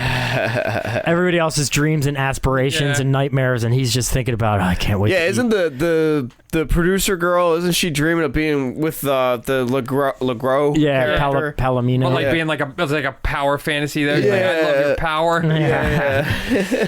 And he's just eating a burger. It was said in this documentary that Justin and I watched where I can totally see how film sets in reality, when they do have those moments where room tone is being recorded, that they can, as they're standing there, they're thinking. Oh, sure, they're not even there. They're just because this doesn't count to them. They're just wandering basically. I also like it this award goes to the best film ever made by a human being. Yes. That's great. I don't know. I think I need to get out there and watch more movies like Tom DiCillo. What else has he done? Johnny Swade. Johnny Swade. I've never seen it. It looks like he was all over the place. Like he did a bunch of cinematography for stuff. Well, I meant like directing. Here, I'll tell you right now. Oh, Justin, what's your point though? While I'm looking this up, I don't know. I just like his approach. Like I never at one point I never felt like this was an ego thing. Like I feel like sometimes, and this is like Sarah and I always mention her. I was like I tell her I'm like I always like because we talk about all these things together, and then that's great. I love it. No, that's bring cool, back our things, but we always talk about like with even comic books and stuff. Like sometimes you see the writer in there too much, or you see like the ego thing, and it's like, like it's like it's just like. But I feel like here, I feel like this guy just really wanted to make like It just feels like he literally just pulled back the curtain and let you see what's happening. Like it doesn't feel like fabricated. Yeah, it does. I feel like I like that. I like that he just wanted to make this like and you know, from being in bands and stuff like that. Sometimes like people are in it like. I feel like there's some people like, or like we'll say a drummer or something, for instance, and then there's just this band's great, and it's just like a really good drummer, which is like an okay band around. It's like okay, I see why I like that. Where like there's other musicians I talk to where it's like they're like listen to this album and they're like listen where the bass, like you know what I mean. They pick out all these like little and they like the whole. Like, you know, it's not about the thing. It's all these pieces coming together to form something bigger than all the other pieces. That's corny, but but you're right. And if I'm understanding you, also... I'm not understanding me, so please. No, if I'm understanding you, though, sometimes less is more. And you have, between music and film, sometimes you have those guys that are always looking for the home run. It's always got to be... Swinging for the fences, But sometimes just hitting a single, doing your job... what did Tom DiCillo say in the documentary? He said, you can have... the best cinematography in the world, camera sweeping everywhere, just this awesome shot. But the actor it's poorly acted. You got nothing. You have absolutely nothing. Or you could have one static shot on a tripod, not moving, and you can have a phenomenal performance by the actor, and you have a scene. You know, sometimes it's not all about the gymnastics and the fireworks. Sometimes it's about just do your job. Michael Bay needs to learn that. Yeah, do the basics. I don't care. I love Michael Bay, but that is true about him. Listen, it's so funny you should say that. A guy that I work with, him and I were talking about this the other day. I was actually talking about Mike Flanagan, which I'm a fan again of Flanagan. If you haven't watched any of his films, check him out. This man again? Yeah, this man again. So I was talking to him about it, and I told him how Mike Flanagan... You were talking to Mike Flanagan? No, I was talking to my coworker, and I said, even though Mike Flanagan is a horror director, quote unquote, he's not... It's not a cheeseball horror director. It's not just all about the jump scares and the music and there's a build to it. There's character development. His direction of children is second to none right now. Yeah. Find me another director who can do with children. Let me rephrase that. Find me another director who can direct children the way that he is right now. Yeah. So anyway. All right, I'll find one. Challenge accepted. My point was this. What my coworker said to me, he was like, I guess he was watching something. I don't know if it was a documentary. I was under the impression it was like a Michael Bay film. And this, whatever he was watching, he said he thought it was interesting to see how they had everything mapped out so perfectly that when the cast and crew got there, boom, they could just knock it out in one take. Yeah. And I said to him, well, that sounds great, but if you're flipping over taxi cabs and blowing up helicopters... I could see it being done in one take, but if you're trying to get the perfect human element of a scene, if you knock it out in one take, that's a miracle. Yeah. That's not a given. Yeah. And if you're good with one take every time, then you're not making a movie. You know what I'm saying? Tom DiCillo, he did Johnny Suede before this. That was 91, 95, Living in Oblivion. And he had a rocky patch there between 91 and 95 after I guess he hit a pretty low after Johnny Suede with just the negative reaction and the whole thing. So it took him time, and there was actually another movie he wanted to make first called Box of Moonlight that ended up getting put to the side. He couldn't get funding for it. The idea for Living in Oblivion came up, and he ended up making Living in Oblivion in 95, and then 96 he finally got to make Box of Moonlight. He's also done, I've just rattled through the other films he's done, some of which I've never heard of. The Real Blonde, Double Whammy, in 2001. Sounds like I got some stuff to check out there because I'm kind of curious to see what else. Delirious in 2006. I have heard of that. That's got Steve Buscemi in as well. When You're Strange. That looks like, is that about Doors? Is that about the Doors? Yeah. It's an hour and 26. Yeah, directed by Tom DiCillo. A film about the Doors. He did that. He did a bunch of TV, Law and Order, a couple episodes. Oh, wow. Good Wife, more Law and Order stuff. A lot of Law TV, Chicago Fire, Down in Shadowland. So anyway, he's been around. But I guess that was kind of his filmmaking peak was in the 90s? mid to late 90s into the early 2000s. It was kind of like when he was putting out the movies. One of the things that I wanted to touch on before we wrap this episode up, mainly it's for one big reason. One, because if anyone out there is going to make the conscious decision to listen to our podcast and hear what we have to say and get to know our relationships, I want them to know a little bit about us and our histories, our creative histories, and what we've been into. So this is a great film for us to talk a little bit about what short films we've worked on, what filmmaking history we've had, what things we've done. So we don't need to spend a lot of time on it. I just think it might be cool for our listeners to be like, oh, let me check these out, because most of them are available online and whatnot. So, Mike, why don't you start? I know you've done a few things here and there over the years.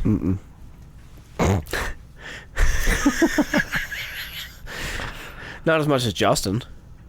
Which is not as much as you. I don't know how that works. I don't know how that works either. We're in some weird, weird fuck. I'm really trying to think of like what I did. Oh well, Elkton's Undead would probably be the first thing that I acted in, which you directed. It seems like the first several things we worked on together, because there's Elkton's Undead. They'll Never Get Me, The Belittled,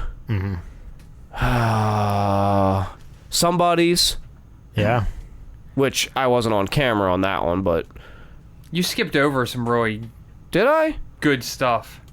Like me and Pat's skits when we were kids? Yeah. Well, okay, sure. That stuff is our goofball, just screwing around.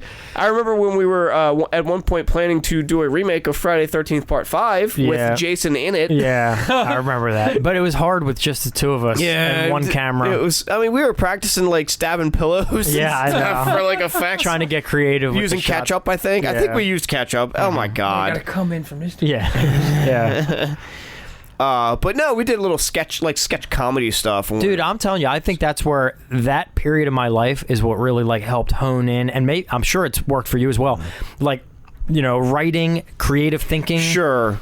Just trying to come up with ideas, things that, can convey on film. And I'll say this, and I even knew this at the time when we were doing that. You always gravitated toward the camera, meaning you were always trying to do things like certain shots, or because we didn't have access to editing equipment, you were trying to do tricks to edit in camera, basically. And you were all about that stuff. I just wanted to be on camera and be stupid. Well, that hasn't changed. No, that hasn't changed at all. But man, I'm proud of that stuff. I am too, and I think because of our limitations back then, because we literally had a tiny little camera with X amount of film. Yeah. I mean, we didn't have at the time I lived back in the boondocks. It's not like we were just running to the corner store to get more videotapes. Yep. But so we had a limited amount of space, no editing capabilities, so we had to be really creative and really good getting them in our first take and planning things out. Remember when we started messing with cuts? Yes. And we would have to film it in order? Yes. And we would have to not mess up? Yep. Easier said than done for two like early teens agers. And early teens. Agers. Tweenagers. How do you say that? Yeah, tweenagers. I don't know. Sure. But there were a few short projects that we actually succeeded in putting together. Yes. Multiple cut storytelling. Yes. With no technology, like very basic, bare bones stuff. So branching off from that, that was our first stuff. It was your camera. You're like, hey, I got this camera. Let's like do some stupid stuff. It was my parents' camera. Well, still, but you had access to the camera. Yeah. Man, those were good times. We did that a lot. Yeah, a lot. we hung out a lot. We did all that garbage all the time. Not garbage, but you know. And then some of your best work. I wouldn't knock it down. And then you were in community college, and you had a class. What was the class? It was video production. Of some sort, I don't know. Yeah, and then that's when you wrote Elkton's Undead. And we did that. That was a bunch of us that did that. A bunch of friends. Including Justin. Justin Jones doing this. Enter Justin Jones. The score. Yep, the main theme. That's his theme. That's his composing credit right there. My one composing credit. And all of this is on IMDb, by the way. If you want to look it up, you'll see we're not bullshitting. So, real quick, let me ask, while we're on the topic of Justin. Okay. Because I told you from the jump, when I first heard that theme, I was like, this is fucking perfect. Oh, really? It is. No, it I is. said those words to you, but think about it now in hindsight. Can't you just hear it in your head? Yeah. I can. The vibe, the sound of that theme just completely... very much works. Yeah, it was kind of eerie and kind of said like a weird... Like, and it was like slow and plodding and, you know, like just extremely well done and perfect. It's perfect for that film, yes. Yeah. I am pretty amazing. God damn. See, that's what we were talking about. But I do think, and maybe that's it too, when I watched this movie, it brought back moments from those days. Yeah. It does. With all these Absolutely. friends who are passionate about the project, not getting paid to be there, not like you got me for 45 more minutes. They're there because they want to be there. They want to be there. They want to bring the best of what they have to offer to the table. Yeah. And everybody did that. Everybody that was involved, whether it be writing a score. Mike, you were the walking zombie. Yeah. That's what you were. Yeah. And you walked the hell out of that Also zombie. a protester. Yeah. Also, we were all protesters. I I think my cameo in the film was a protester, yeah. Yeah, we all played protesters. But yeah. Future wife. Oh, yeah. We went back and watched it like, That's right. Yeah, we did that, and then you and I went to like video production school.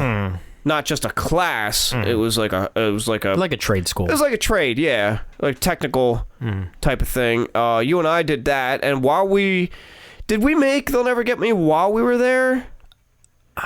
I feel like I know we discussed it while we were driving because we carpooled. Yeah, that's right. I know we were in the planning stages at least. So that came about because there was a station at the time called Chiller. It was. I don't even know if it's still around. No, it's long gone. And they had a contest. A short film contest. Send us your short film and, blah, blah, blah. We'll pick the best and we'll show some of the better ones. Well, of course, we didn't make the cut.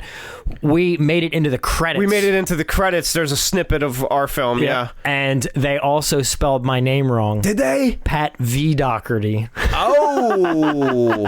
Instead of W. Yeah. Well, it's half of a W. This goes back to like when we're talking about... Scudamore. Yeah, from... Slaughter High. You got your own Scudamore story. I do. Just to rattle off a few more, because then there's some others that you did with... Just the one. Which one? Oh, no, I'm sorry, there's two. I did, I worked on The Ties That Bind with director Jeff Heimbuck. That was a 2-day shoot. I was there for 1 day of that. That was a fun one. That was... for those who have heard of Brian Keene, the author, that was based on one of his short stories. And there was that one, and then the other one I worked on with that group of people, with Jeff Heimbuck and... Drunken Tentacles. Drunken Tentacle. We formed a group with Brian Keene, Mike Lombardo, who's a great little filmmaker, man. His stuff's great. Yeah. Look him up. Real Splatter. Yeah. Some of their stuff's on YouTube, but check out their REEL Real. Yes, REEL. I Splatter. fully anticipate he'll be on a future episode of the MacGuffin Guild. Yeah, we gotta get him on here. 100% certainty. Check out his first feature-length film, I'm Dreaming of a White Doomsday. That's it. You can get that on Amazon Prime and stuff. Right? Is it on there? I'm pretty sure. I know it was. It may be. I think I think it was. Dreaming of a White Doomsday. Look that one up. Good one. Those are local peeps there. Yes, sir. But anyway, there's that one was called Fast Zombies Suck, which was another Brian Keene short story that Jeff Heimbuck adapted into a short film, and I was assistant director on that one. On the other one, on Ties That Bind, I was kind of like just a PA, but I was assistant director on this, and then we did some more stuff, you and I. Yeah, so the Well, first of all, I was really proud of the They'll Never Get Me. I still think that one holds up. And that was, to finish the story from earlier, we saw a contest on this show called Chiller, or a channel called Chiller. Yeah. And I wanted to get something together to try to meet the deadline, which was only like a week or so away. And Mike had a story. A short story that was much different. It was a zombie short story, actually. And we just kind of pared it down, P-A-R-E-D. Yeah. Pared it down to the basic elements. And it ended up just being a guy in his basement hiding out from them. Yeah. And I thought that turned out really well, considering no budget, no time. Yeah. Me and you in a room. For like... what, a few hours? Yeah, and then what ended up happening was I ended up recording the narration for that, which ended up working out. I think it worked. Yeah, so... And then your mom has a cameo? Oh, yeah, my mom. Voiceover cameo? Mm-hmm. So there was those films, and then a few more that I've been involved in. Somebody's, which Mike mentioned. I was, a production assistant / set decorator or something for that one? Yeah, you helped in a lot of kind of jack of all trades behind the scenes stuff. I wasn't there for every day of shooting, though. And then, what else? Oh, yeah, I went up to Boston and did... Drop Point Zero? Drop Point Compromise. Which I love that film. I'm really proud of that one. And then there's another film I did up there, which was a 24-hour, or maybe it may have been 48-hour film festival thing, and that was called Street View. Oh, I think I did see it. Did I see that? I don't know. But that was done by a couple mutual friends of friends up there. Some people who I had never met before, but a whole crew of us got together and threw that one together, and I thought that one turned out pretty fun, too. I don't know if I've seen that one. I seriously don't know. I can bring it up here for us to watch after the show. I can't imagine that I didn't see it. But yeah, Google or YouTube that one, and then... the other one I wanted to touch on real quick was... The Belittled? The Belittled. What we did with that film in 24 hours, I thought was really... such a fun experience. Yeah, totally. That was another contest where you had 24 hours to write and film and edit it from start to finish. Yeah. And we could not start ahead of time because we didn't even know... They gave you the theme, they gave you a line, and they gave you a prop that had to appear. And a location. And a location, that's right. Yeah. So you couldn't cheat. You couldn't cheat. You had to have all these things in it which you didn't know beforehand. But yeah, we got that thing done. That was fun, and I think it turned out well. I love that film. I love that it bounces. It's non-linear. Yeah, it's what's all it, over like the place. 6 minutes, 6 minutes? I think it's 5 minutes. Yeah. I think that was the limit. It couldn't be more than 5 minutes, 5 or 6 minutes, or whatever it was. And I like that it's thoughtful. Like, you have to pay attention to what's going on, because it definitely it bounces around. And I thought we did a good job on that one. But anyway. And by the way, a couple of these I've acted in. That one, The Belittled, Elton's Undead. Yeah. I say acted with quotation marks. Yeah. I think the only time I acted, aside from Elton's Undead, uncredited protester, is in Street View. Okay. I act in. I did see that one, but I don't... Oh, yeah. I'm also in Drop Point Compromise. Or maybe I'm thinking of that one. I'm one of the... You a cop? No, that's Street View. Okay, then I did see that. So yeah, those are the two I guess I act in. But anyway, was there anything you've done, Justin, other than the Elton's Undead stuff? No. Any films you've ever worked on? I don't do anything. We gotta fix that. No, I'm just what do you got, Pat? I did take a screenwriting class. Did I tell you about that? No. I never told you about that? Yeah, I went up to... Really? Let's write a screenplay. Because I don't know how. I started one. But anyway, long story short, I was like, a couple years ago, I was like really just like frustrated, and I just needed something else to do. And Sarah told, because I had these like stories and stuff I tell her, and like I was working on in my head, and she's like, "Oh, to go take a class or something, and just like kind of get it out and do something with it." So I went up there, and it was up in right by the, like Independence Hall there, like in Center City, Philadelphia. Oh, wow. I used to go up there every day after work. Jesus, every Tuesday. Not every it was like Tuesday. I'd go up every Tuesday. Into Center City. Into Center City, yeah. And it was fun. How far is that? But it was like from not you? a great experience. It's still probably about an hour. Well, it's not even a matter of how far. Driving into the city, even if you're 5 miles outside the city, it's a nightmare. I didn't even mind driving into the city. It was parking in the city. Yeah, it was sure. It was like $20 a pop every time, easily. Just like, Pat, Pat, how far? No, hold on. I want to hear about this screenwriting stuff. Oh. Hold that thought, Mike, because I'm intrigued by this. I feel like what I got out, and I got some interesting points about it. Like the instructor was really, he's a really nice guy, and I think he had a really good, like made me think about things in a different way and stuff like that, which was really cool. But like I knew it was going to be, and I didn't really have anything in particular. I thought it was just going to be going over, like, these are things you do, blah blah blah. But it's like it's everybody working, like you have a project they're working on, and then they go there, and then he kind of checks in on and everybody discusses, and then people can give each other input. And you're like, stuff I got that. nothing. And I was like, I just pulled something out of my ass that I just had, like, I've been working on, which is actually spawned from the whole Gorephanage thing. Oh, wow. Oh, Yeah, Gorephanage. when we were talking about that, I started thinking about things, and I started spinning it into like a different direction. So I kind of like was inspired by that and kind of took it in a. That's awesome. That different- makes me happy to hear. The Gorephanage sort of lives on. Gorephanage inspired someone. Yeah. See, that's all I've ever Gorephanage wanted. never even came to fruition, but it was No. still inspirational. Yeah. Still got something It's out of it. one day going to be my master work. Oh God, I so want to do that.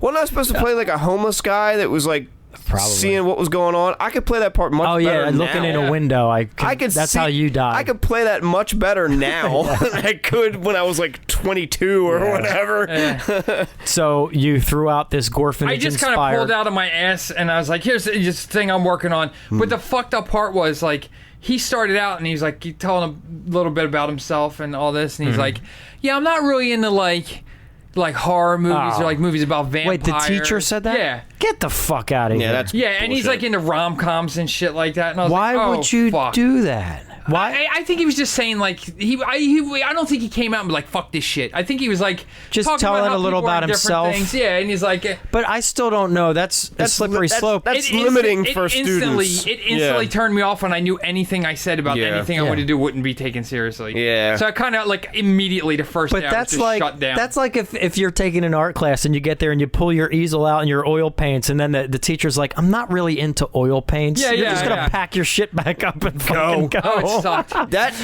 you reminded me, and I completely forgot I even did this. One time I took an online creative writing course through Cecil, and they gave us a writing prompt or something, and I wrote this short story for it. It had to be like 500 words or less or something like that, and it was about this girl who kept having visions of people dying, like individuals, not like everybody dying, like an individual person dying.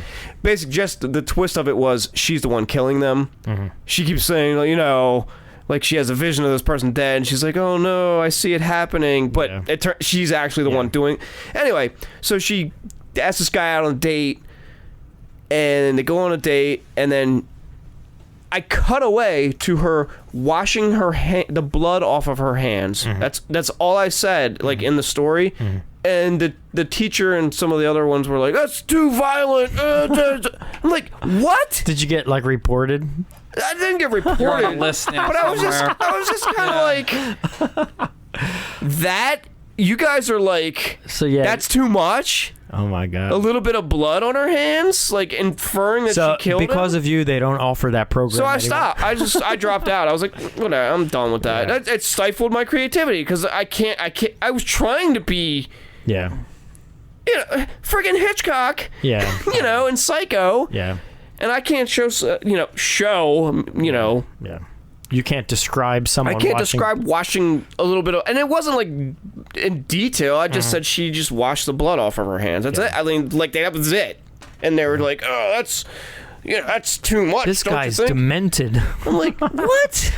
Dude, I need to write a story about my experience going there. Was like ridiculous because like the whole thing, and then like. And Do then, that. like the first day, like everybody's like kind of like, oh, and then like people are talking to me, and like I'm walking out with them, like, oh, how you like it? I'm like, oh, it's cool and stuff like that. And then gradually, like after I said my idea about like this horror movie and stuff, I felt like no one wanted to fucking talk to me. Yeah. That's how I felt. That's so funny. Yeah. It's like, Well, it's about a bunch of kids getting murdered in an orphanage. let's start our own screenwriting / creative writing course, Justin. Yeah. I'm in. God damn I want to it. do that. Goddamn prudes, man. Yeah. But it was crazy too because I had 2 story ideas I've been working on for a long time. One that was kind of like spawned from that I kind of took in a direction, and there was this other like vampire story I had. So when he's like, "Yeah, I'm not really into like slasher movies or like vampire movies," like, I'm done. You know what I mean? What am I gonna do? So, but I kind of was like, I'm gonna stick with it, and I learned some stuff, and I kind of worked through it. But this is the real fucking kick in the pants. This is what. Oh, we haven't gotten there yet. No, we're not there yet. So I'm like, I'm still gonna work through it, and I'm like, and I don't even like talking about my shit anyway, or like I don't even like being the center of attention. So then when I'm talking to people about it, it's like everybody's looking at me like sweating and shit. I'm like, like we're doing right now. We're staring at you. Yeah, and I'm like trying to tell this idea that I know everyone fucking hates anyway. Yeah. Like, oh yeah, well that's really interesting. What's this psycho have to say? So, but I was drawing like when I was trying to make it up off like as I'm going, like because I didn't have a lot of details filled in. I started filling it with ideas from stuff I grew up watching. Sure. So I'm like. Porn. All right, well, this person will be, you know, in the front. The other one will be you know, there's like, you know, all right, there'll be this cop, and he's kind of like drunk, and then there's like, you know, there's these kids that are involved, and they find like this underground thing and stuff like that. And then, like, a couple classes after I started getting momentum, Sarah and I were, like, watching. We're like, oh, what's a Stranger's thing? And we started watching. I was like, fuck everything. I am so fucking done. Because it wasn't the same story, but it was close enough with the characters and stuff that people were like, oh, yeah, I watch Stranger Things, too. I was like, fuck, we watched the same shit growing up. That's why we had the same... Exactly. Listen, that reminds me of our friend Chris, who wrote The Matrix before The Matrix. We won't say his last name, but yeah. No, we can say it. Chris Wilson, man. He wrote The Matrix before The Matrix came out. Straight up. Well, like, I think, wasn't it first, like, when did 13th Floor come out? Because he was like, oh, this fucking movie stole my idea. And then The Matrix comes like, fuck. I don't know. I've never seen 13th Floor. Wasn't Vincent D'Onofrio in that or something? Or 13th, the one with the ghosts? No, wait. In the building? Not 13 Ghosts. Oh, 13 Ghosts. That's what I'm thinking. Or 13 Goats.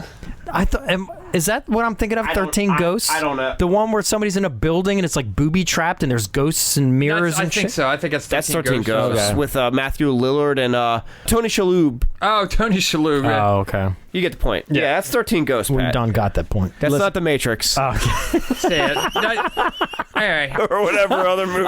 My movies are, they like, I don't know. Sometimes they kind of cross paths and it's hard to keep track. To be fair, he never actually wrote it. Like, he had, like, the idea. I know. It's not like he spent hours just... writing. Yeah, it was a 300-page script. Yeah. My life's work! And then it's like, coming this fall. Yeah. The Matrix. Jumps out the window, but he's on the first floor, and he's like, I can't do it. One of those days. No, he would jump out the window and land on that little roof. Yeah, he would just hit the roof with a thud. Yeah. And then the people in the kitchen down below would be like, what the fuck was that? Yeah.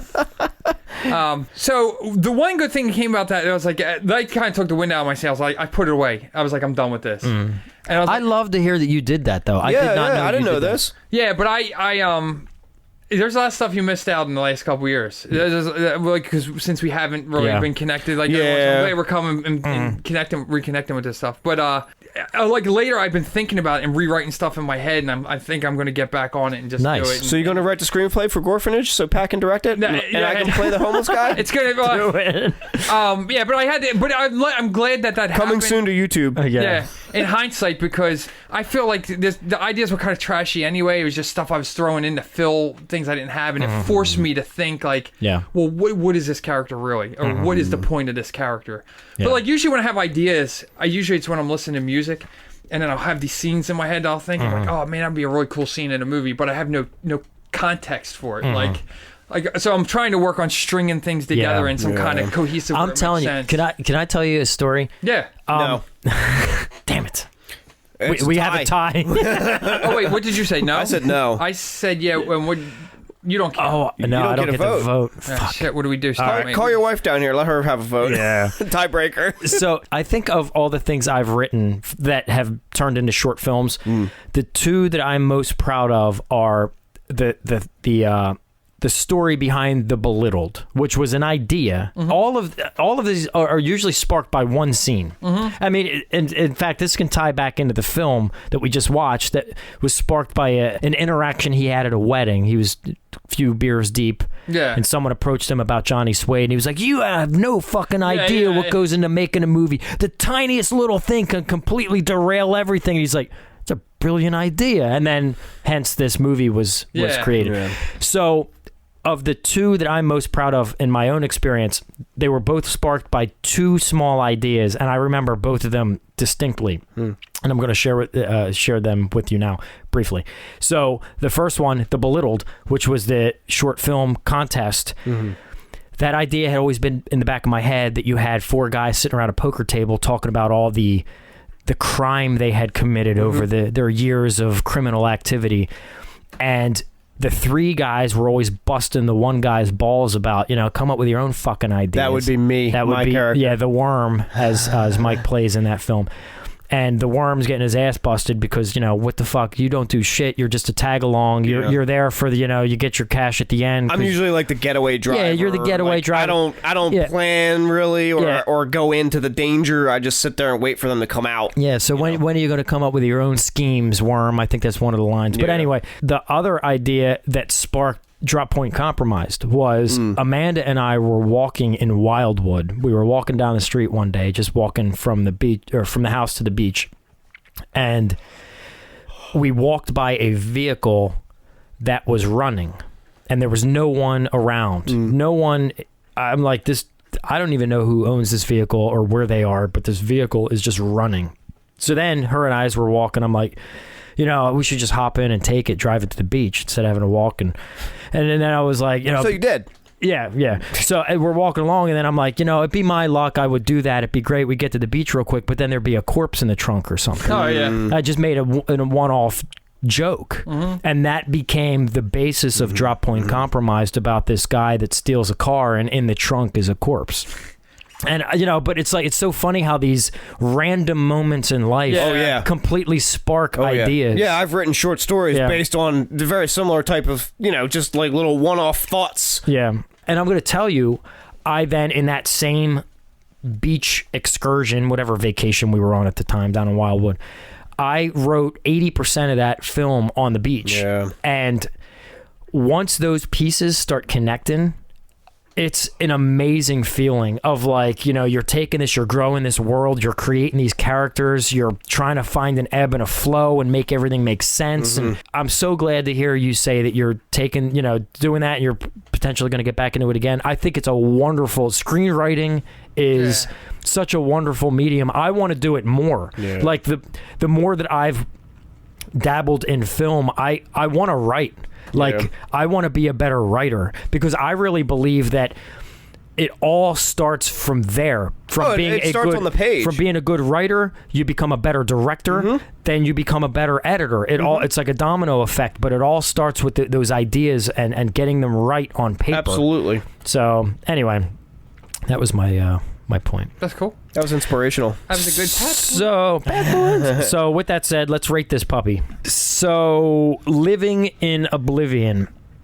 I'm going to rate this one first, and then we'll just go clockwise. Justin could be next, and then Mike last. I am going to rate this one high. Just because I am. Because this one, I have a history with this one. Yeah. This one was inspirational for me before I got into film, and it was really fun for me to watch now that I kind of feel like I've peeked behind the curtain.